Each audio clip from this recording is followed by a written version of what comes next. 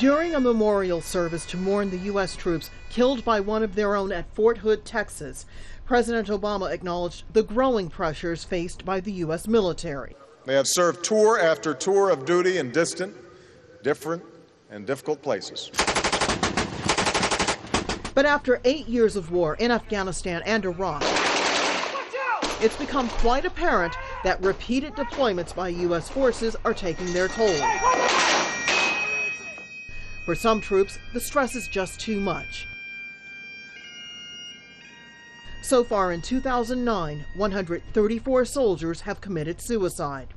What's more, the military suicide rate is now higher than that for the overall U.S. population, 20.2 deaths per 100,000.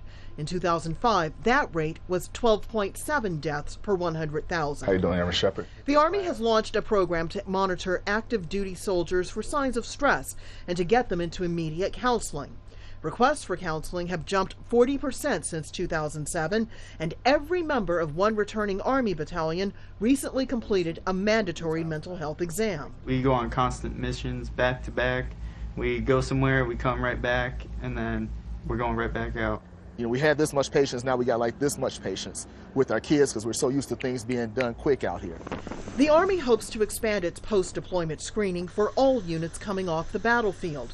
But even with $1.2 billion set aside this year to treat mental health issues, the Pentagon admits its job is huge. Nearly 190,000 troops are still in combat zones, and an estimated 600,000 military members could be suffering from some sort of mental trauma. Over 40% of the suicides we've had this year are individuals who have seen a behavioral health care specialist.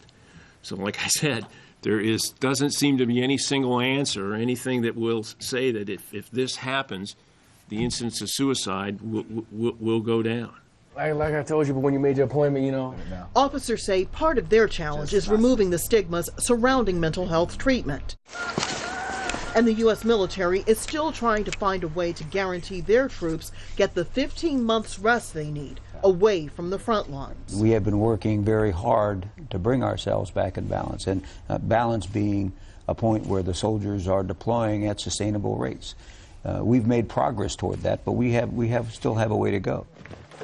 That could be difficult when the U.S. could be sending tens of thousands of additional troops into Afghanistan in the next year. Rosiland Jordan, Al Jazeera, Washington.